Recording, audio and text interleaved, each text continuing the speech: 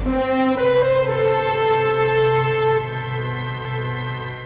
the normal range, AMH is not very high. There will be primary, secondary pre-enteral, enteral, and the dominant follicle. We are dealing with PCOS patients. So what happens? They have accelerated early growth. So a lot of follicles start developing at the same time. The FSH will not reach that level. There will be suppression of FSH and aromatase. Dosage we start at 2.5 milligram, 5 milligram daily, and increase the dosage up to now. We start 7.5 daily for 5 days even also. And this paper concluded that elevated LH-FSH, elevated AMH, high FAI, and late menarche also, you can start in the history, may produce a poor response in of choice. Letrozole, we know that it is an aromatase inhibitor, blocks the production of estrogen from androgen, leads to increased gonadotropin, and therefore from the estrogen negative feedback and stimulation of the ovarian follicle gives very good result. 2 milligram of dexamethasone starting from day 1 also, otherwise day from 5 to 14 daily you give. And this publication shows that at least there was 40% pregnancy rate when combo was used, that is clomiphene 100 milligram, you can go even up to 250 milligram, and there was just 4.2% when there was DHEAS high. So in these patients, 2 milligram of dexamethasone. It is good to do one investigation and find out that otherwise it is of clomiphene. And they have compared which one is better, and they found that letrozole had a higher birth rate than the clomiphene. So what they do is 5 milligram you give from day 2. After 5 days, wait for 2 days. Response to letrozole or not.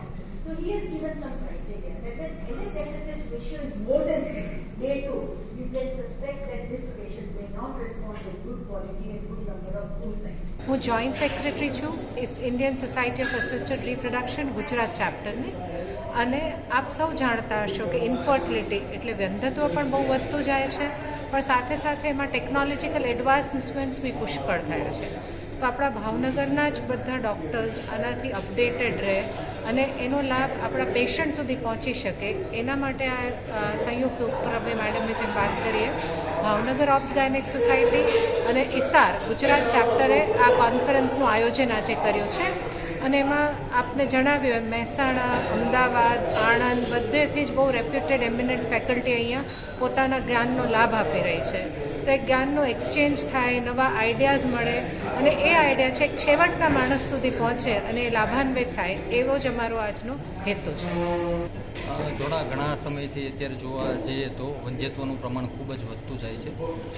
ઘણા દર્દીઓને એવી અત્યારે સમસ્યાઓ 70% એવી સમસ્યાઓ જોવા મળે છે કે બાળક રહેતું નથી.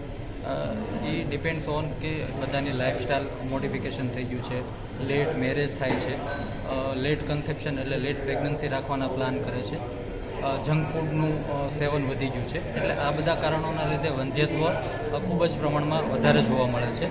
તો એ આપણે ભાવનગરની જનતા માટે સમાધાન એનું થઈ શકે કે દરેક દર્દીઓ આ સમસ્યામાંથી દૂર થઈ શકે, એના માટે જે સ્ત્રી રોગના નિષ્ણાતો ભાવનગરના છે, ભાવનગરની પેરીફરી એટલે કે ભાવનગર ડિસ્ટ્રિક્ટ, ભાવનગર, તળાજા, મહુવા, પાલિતાણા, બોટાદ, એ બધાને જ અમે આવરી લીધા છે.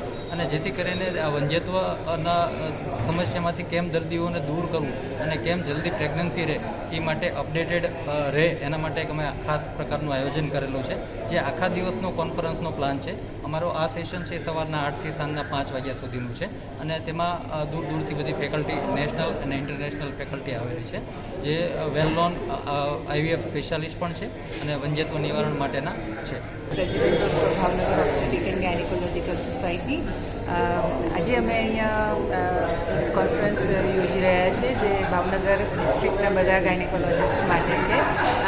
ઇન્ફર્ટિલિટી ઉપર એનું ગોઠવેલું છે આપણે, અને we have faculties from Ahmedabad અને ઓલ ઓવર ગુજરાત. ISAR જે છે, it's a society for reproduction at the Indian level, Indian society of artificial reproduction, અને એની એ સોસાયટીના ગુજરાત ચેપ્ટરના અન્વયે અને ભાવનગર ઓબ્સ્ટેટિક અને ગાયનેકોલોજીકલ સોસાયટી આ બંને સાથે મળીને આજે આ રેપ્રોમેડ CME સમિટ 2025 નું આયોજન કરેલ છે. આમાં અમારે ઓલમોસ્ટ 65 જેટલા gynaecologist from all over Bhavnagar district અને રિજનલ એરિયાઝ બધા આવી રહ્યા છે અને બહુ સારો ફેકલ્ટીઝ અને ખૂબ સરસ અહીંયા કાર્યક્રમનું મેં આયોજન કર્યું છે, જેથી કરીને બધા જે ગાયનેકોલોજીસ્ટ છે એ લોકોને અત્યારની લેટેસ્ટ માહિતી મળે અને એ લોકોની પ્રેક્ટિસનું વધારે અપગ્રેડ થાય અને we can keep up with the latest trends અને ઇન્ફોર્મેશન માટે આ અમે કરેલું છે. કેટલા ડૉક્ટરો જોડાયા છે અને ક્યાંથી આવે? ધ ડૉક્ટર્સ અત્યારે અમારે જે અટેન્ડ કરી રહ્યા છે CME અપ્રોક્સિમેટલી 65 જેટલા ગાયનેકોલોજીસ્ટ અત્યારે આપણે અટેન્ડ કરી રહ્યા છે. They are from Bhavnagar, Mahuva, Palitana, Botad બધા એરિયાઝમાંથી આવેલા છે અને they are all members of FOGSI અને એનું માટે જ અમે આ કાર્યક્રમનું આયોજન કરેલ છે. સ્પીકર્સ જે છે તેઓ અમદાવાદથી ડૉક્ટર RG પટેલ સાહેબ છે, ડૉક્ટર MC પટેલ છે, ડૉક્ટર દિલીપ ગઢવી છે, ડૉક્ટર જીતુભાઈ પ્રજાપતિ છે, પછી આણંદથી ડૉક્ટર નૈના પટેલ છે. આ લોકો અમારે ત્યાં ફેકલ્ટી તરીકે આવ્યા છે અને they are going to give us very good information.